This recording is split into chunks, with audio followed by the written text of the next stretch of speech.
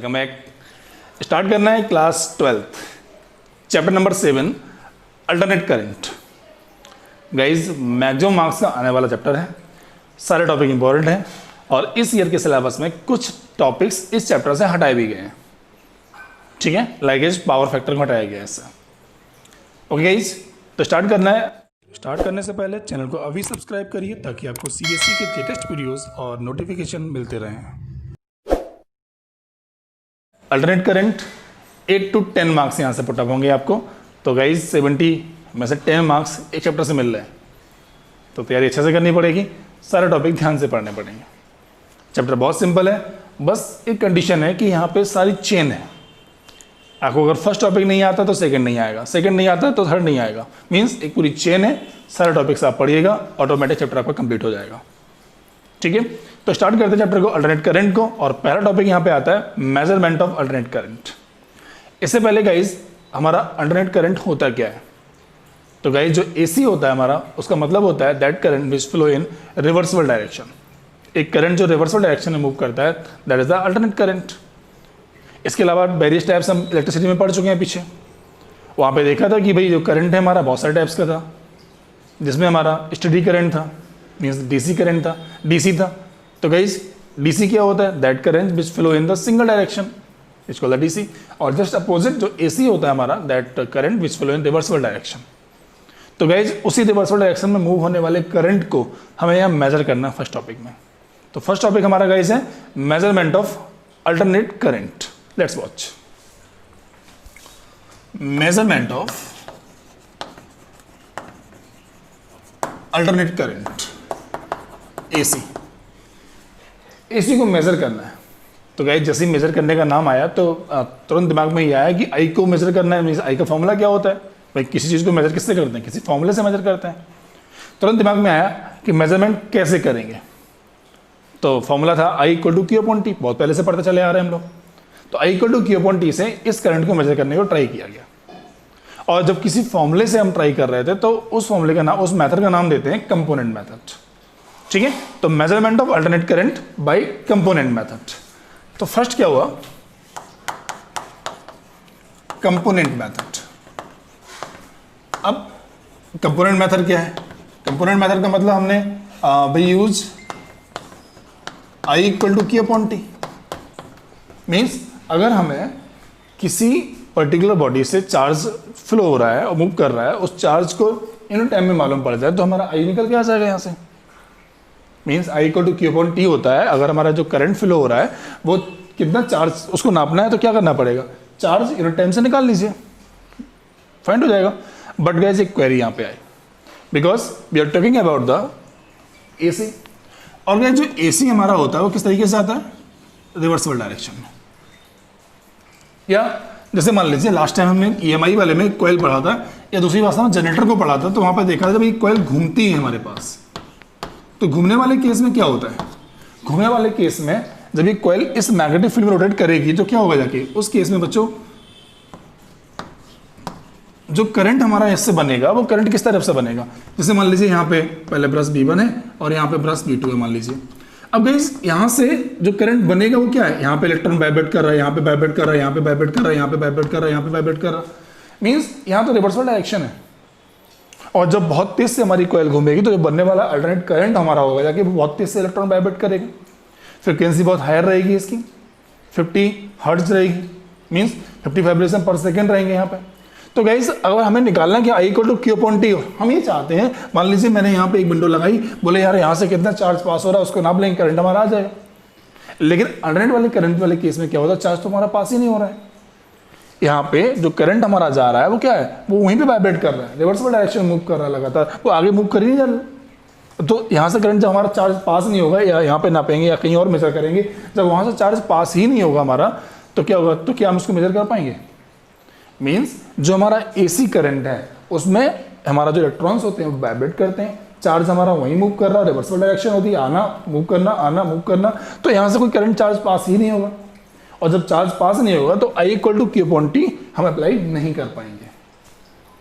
ठीक है, इसका मतलब we can not measure the alternate current by component method.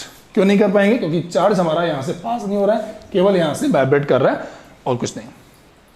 ठीक है, तो कंपोनेंट मेथड लगाया, we use I equal to Q upon T, but Q doesn't matter, Q जो है वो उसको नाप नहीं सकते हैं, doesn't measure, that is why ये मेथड हमारा फेल हो जाएगा। ठीक है, तो यहाँ पे Q can't measure due to reversible direction, due to vibration of electrons. तो इलेक्ट्रॉन जब वाइब्रेट करेगा, वाइब्रेशन ऑफ इलेक्ट्रॉन्स, और इलेक्ट्रॉन्स के वाइब्रेट करने की वजह से क्या होगा, जाके चार्ज हमारा पास नहीं होगा, और जब चार्ज बच्चों नहीं पास होगा तो क्या होगा, इसको मेजर नहीं कर पाएंगे हम, क्योंकि एक पर्टिकुलर विंडो लगाई, मान लीजिए यहाँ से करंट जा रहा है, मैंने यहाँ विंडो लगा दी, बोले कितने चार्ज पास हो रहा है, यूनिट टाइम में निकाल लेंगे वहाँ से, तो करंट आ जाता हमारा। बट यहाँ पे जब इलेक्ट्रॉन वाइब्रेट करेगा तो चार्ज पास ही नहीं होगा, और जब पास नहीं होगा जाके तो क्या होगा, हम इसको क्यू को मेजर नहीं कर पाएंगे। ओके गाइस, तो ये जो कंपोनेंट मेथड है इसके मेजरमेंट में फेल हो जाता है हमारा। अब कोई और मेथड लगाते हैं। तो गाइस इसके अलावा और कोई फॉर्मूला हमारे पास नहीं था करंट को मेजरमेंट करने के लिए, इसकी वजह से हमने एक मेथड और लगाया, करंट का इफेक्टिव मेथड लगाया। और इससे पहले हम लोग पढ़ चुके हैं, एक मेथड पढ़ा था हीटिंग इफेक्ट ऑफ करंट और एक पढ़ा था magnetic effect of current. Heating effect का मतलब क्या होता है, करंट पास कराओ, और हीटिंग, अगर बॉडी हीट कर जाती है हमारी तो क्या है, हीटिंग इफेक्ट ऑफ करंट है। और अगर दूसरा था magnetic effect of current, current pass होने से मैग्नेटिक फील्ड प्रोड्यूस होना। तो गाइस यहाँ पे एसी को मेजरमेंट करने के लिए हमें यहाँ पे इफेक्ट मेथड लगाना पड़ेगा।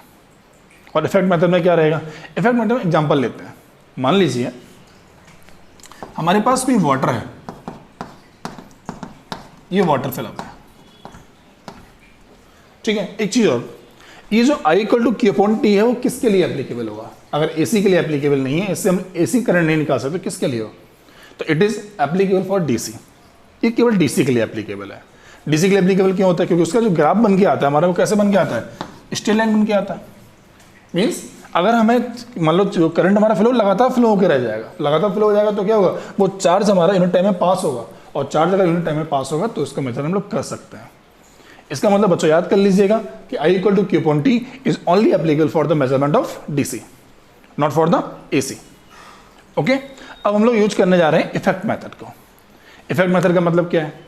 इफेक्ट मेथड का मतलब है हमारे पास दो एप्लीकेबल मेथड्स हैं। कौन कौन से? एक हीटिंग इफेक्ट मेथड है, एक मैग्नेटिक इफेक्ट मेथड है, और यहाँ पे हम लोग यूज करेंगे हीटिंग इफेक्ट ऑफ करंट को, ठीक है। और उस मेथड का नाम क्या रहेगा? That is the effective method, और उससे हम लोग क्या करेंगे, अल्टरनेट करंट को मेजर करेंगे, ठीक है। देखिए सेकेंड मेथड आया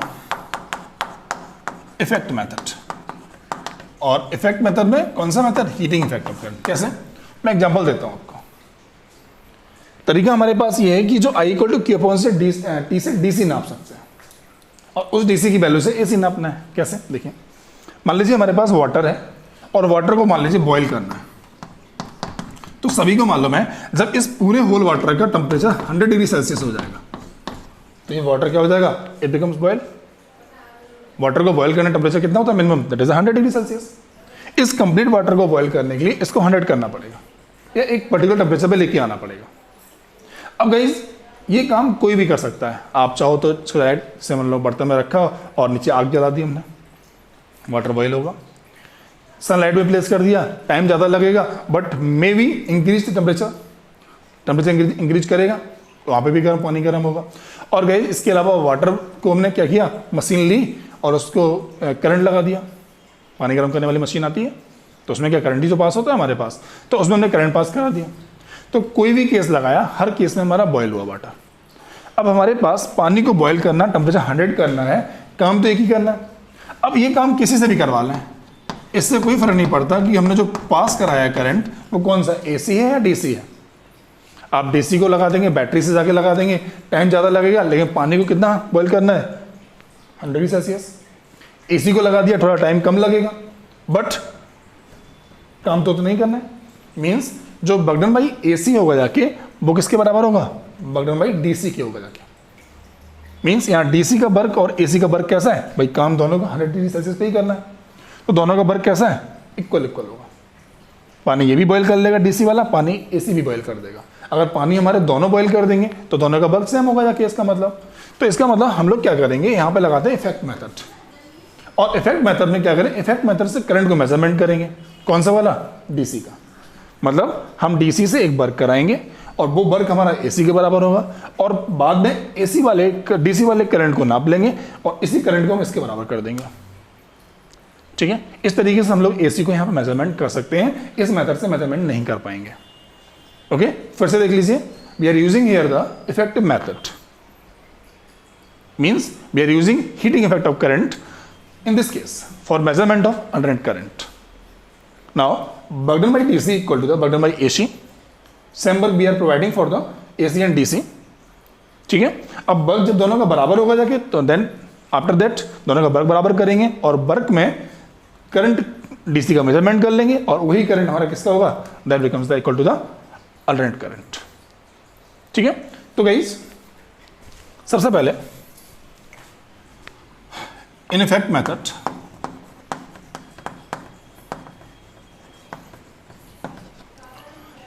work done by DC equal to the work done by AC। ठीक है, B apply सेम वर्क। हम क्या करते हैं, दोनों ही करंट से सेम वर्क अप्लाई करते हैं और दोनों का वर्क कैसा करते हैं, बराबर करते हैं। लाइक पानी गर्म करना है, दूध बॉईल करना है, चाय बनानी है, तो चाय कब बनेगी, एक पर्टिकुलर टेम्परेचर पर ही बनेगी, चाहे वो एसी से कर लीजिए चाहे वो डीसी से कर लीजिए आप। तो इसका मतलब सेम वर्क हमने अप्लाई किया और वर्क दोनों का हमने कर दिया बराबर। अब चूंकि वर्क किसके बराबर होता है, वर्क होता है बच्चों एनर्जी के बराबर, और हीटिंग इफेक्ट ऑफ करंट में हीट एनर्जी प्रोवाइड करते हैं। तो क्लास 10th में जूल्स लॉ ऑफ हीटिंग पढ़ा था हम लोगों ने, और जूल्स लॉ ऑफ हीटिंग क्या था, that was the H equal to I²RT। और वो एनर्जी थी हमारी, एनर्जी किसके बराबर होती है, वर्क के। इसका मतलब बच्चों अगर वर्क डन बाई डीसी निकालते हैं, work done by DC, work done by DC, WDC अगर फाइंड करते हैं तो बच्चों ये किसके बराबर हो गया जाके, H के बराबर, हीट के बराबर। और हीट किसके बराबर है, I²RT के, टाइम T, R रेसिस्टेंस, और I क्या है, दैट इज द करंट। चूंकि यहाँ पे जो करंट हमारा है वो किसको यूज कर रहे हैं, इफेक्टिव करंट यूज कर रहे हैं, तो इसलिए सिंबल डाल देते हैं इसका IE, I इफेक्टिव करंट। ठीक है, तो I इफेक्टिव करंट हो गया जाके WDC बराबर इतना।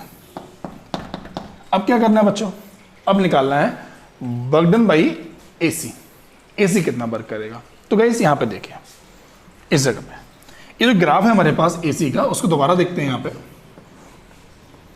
ये ग्राफ बना था, ये ग्राफ एक साइकिल का है, जब हमारा करंट एक बार राउंड करके पूरा यहाँ तक मूव करके जाएगा। एक बार करंट अपवार्ड जाएगा, एक बार डाउनवार्ड जाएगा। ये प्रूव करते हैं हम लोग कहाँ पे, AC की जनरेटर की वर्किंग में।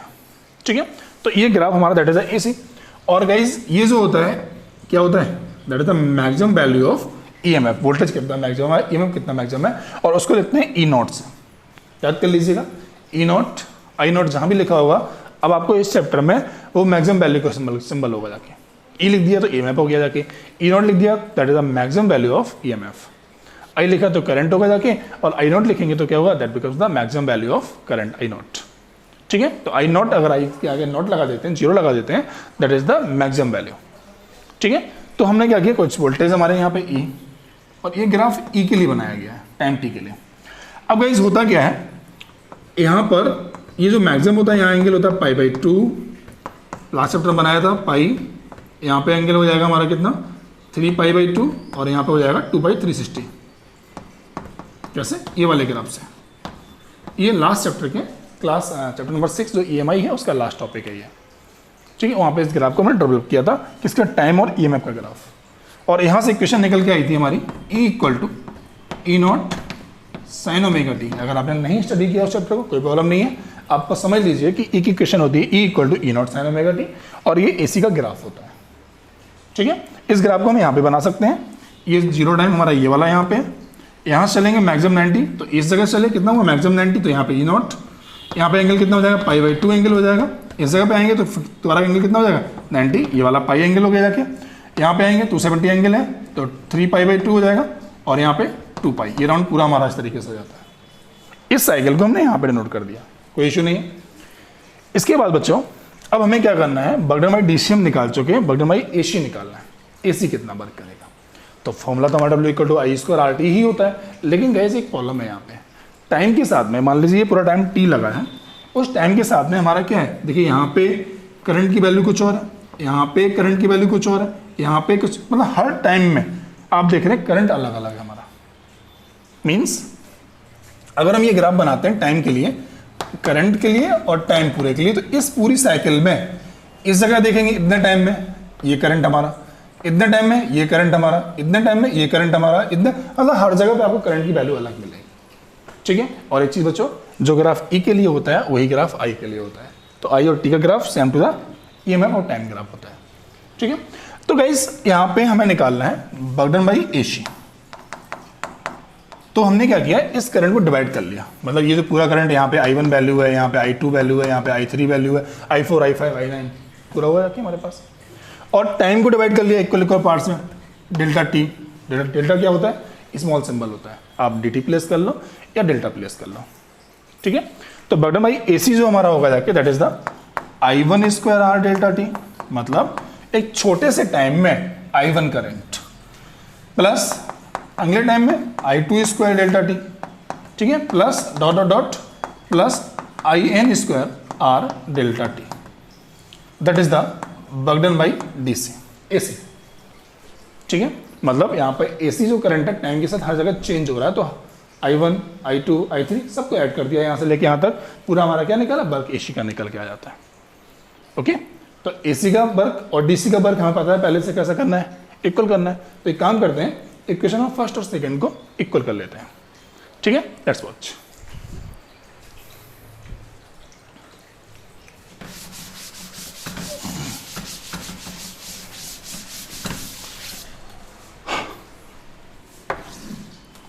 W AC बराबर W DC। तो फर्स्ट और सेकंड इक्वेशन से जो बनाई है हमने, एक फर्स्ट वाली सेकंड वाली, दोनों यहाँ बराबर करनी पड़ेंगी। तो DC का करंट है हमारे पास IE square RT equal to AC current निकाला है I1 square R delta T plus I2 square R delta T plus dot dot dot कितना हो जाएगा, प्लस कितना टाइम तक IN square R delta T. यहाँ से मान लिया पूरा कितना है, दैट इज IN, पूरा करंट हमारे पास सारे पार्ट्स का। ठीक है, अब गाइस यहाँ देखिए, देखो गाइस ये टाइम पूरा t है और हमने small T small T small T small T करके किया, कितने टाइम्स का किया, n तक किया। इसका मतलब बच्चों जो t होगा जाके वो किसके बराबर होगा, delta T into n। Delta T कितने टाइम्स है, n टाइम्स, तो पूरा टाइम t निकल आएगा हमारे पास।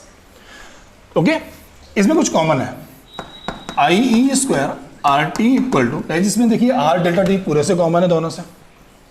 ठीक है, तो यहाँ हो जाएगा R delta T equal to I1 square plus I2 square plus dot dot dot plus IN square. यहाँ देखेंगे बच्चों R से R क्रॉस हो जाएगा हमारा, तो यहाँ से क्या होगा, I effective current square T equal to delta T. यहाँ देखिए T equal to delta T cross N होता है, तो यहाँ से डेल्टा टी इक्वल टू कितना हो जाएगा, T बाई N। यहाँ प्लेस कर देते हैं इसकी जगह पे, T by N I1 square plus I2 square plus dot dot dot plus IN square. ठीक है, यहाँ से T से T क्रॉस हो जाएगा, हमारे पास क्या आ जाएगा, IE square equal to I1 square plus I2 square plus I3 square plus dot dot dot plus IN square divide by N। Okay, अब क्या होगा, IE इक्वल टू कितना हो जाएगा, इस तरफ स्क्वायर था, इस तरफ स्क्वायर रूट हो जाएगा, I1 square plus I2 square plus I3 square plus dot dot plus IN square divide by N। ये इसका मतलब बच्चों I क्या था, IE क्या है, इफेक्टिव करंट था, DC में यूज किया था हम लोगों ने। तो इफेक्टिव करंट बराबर किसके आ गया, इसके। तो इस वैल्यू को कुछ नया नाम देते हैं यहाँ पे, कैसे नाम देते हैं, यहाँ बोलेंगे IE इक्वल टू, देखो गाइस किसी का मीन अगर निकालो कैसे निकालते हैं, उस पूरे नंबर को ऐड करिए और divide by number of terms जितने होते हैं उसको डिवाइड कर देते हैं। यहाँ पे देखिए I1 I2 I3 IN divide by N, तो ये मीन लिखा हुआ है। और मीन क्या है, इस करंट के स्क्वायर का मीन लिखा हुआ है, तो इसको बोलते हैं गाइस रूट, ये लगा है। ठीक, आगे क्या लिखा है, mean, root mean square value of current, किसकी वैल्यू है बच्चों? वैल्यू ऑफ करंट के लिए है। ठीक, इस पूरी वैल्यू क्या बोलेंगे? यहाँ रूट लगा तो रूट बोल दिया, डिवाइड बाई मीन से तो मीन बोल दिया, square value of current, root mean square value of current. ठीक है, सिंबल क्या हो जाएगा? सिंबल हो जाएगा I equal to I R M S, root mean square value of I का मतलब करंट, तो I equal to I R M S. तो इसका मतलब जो इफेक्टिव करंट हमारा डीसी ने यूज किया था वो करंट हमारा आई आर एम एस के बराबर होगा। और ये कौन सा करंट है? That is the AC current. I R M S निकाला कहाँ से था हमने? एसी वाले ग्राफ से निकाला है। ओके, तो ये आई आर एम एस हो गया। अब क्वेरी आती है कि आई आर एम एस की वैल्यू कितनी होगी जाके, तो इसका मतलब measurement of I R M S. और आई आर एम एस को जो मेजरमेंट करेंगे वो किसके लिए करेंगे? मैक्सिमम करंट के लिए करेंगे। यहाँ पर जो टॉप पीक वैल्यू होती है, ये जो वैल्यू है हमारी, that is the maximum value I not. तो इसका मतलब गाइज जो आगे टॉपिक पढ़ने वाले हैं उसमें रूट मीन स्क्वायर की value, I R M S की वैल्यू भी निकालनी है। इसके अलावा टॉपिक इंपॉर्टेंट इसलिए हो जाता है कि वहाँ पे इफेक्टिव करंट और मैक्सिमम करंट रिलेशन निकल आता है, आई आर एम एस की वैल्यू भी निकल आती है, और इसके अलावा एक नाम और दे देते हैं उसको, relation between the root mean square of current and the maximum current. I nought और आई आर एम एस में रिलेशन भी निकल के आता है। तो 3 पॉइंट होंगे जाके, आई आर एम एस की वैल्यू, आई ई और आई नॉट में मैक्सिमम रिलेशन, और आई आर एम एस और आई नॉट में रिलेशन। आई नॉट क्या होता है? मैक्सिमम करंट होता है। ठीक है, दोबारा समझ लीजिए, हम लोग क्या कर रहे हैं? चैप्टर नंबर 7 का पार्ट नंबर 1 में मेजरमेंट ऑफ अल्टरनेट करंट पढ़ रहे हैं, जिसमें कंपोनेंट मेथड हमारा अप्लाई नहीं हुआ था। That is why we are using effective method. और उस इफेक्ट मेथड में 2 वर्क कराए हमने डीसी से, और वही वर्क हुआ जाके एसी का वर्क दोनों के बराबर कर दिया हमने, और यहाँ से इफेक्टिव करंट को मेजरमेंट कर लिया, जो कि कैसे करंट है? एसी के बराबर होगा जाके, जिसको हमने क्या नाम दिया? यहाँ पे आई आर एम एस का नाम दिया। ओके, तो टेक अ स्क्रीनशॉट, और इसके बाद बात करते हैं किसके लिए? आई आर एम एस के लिए।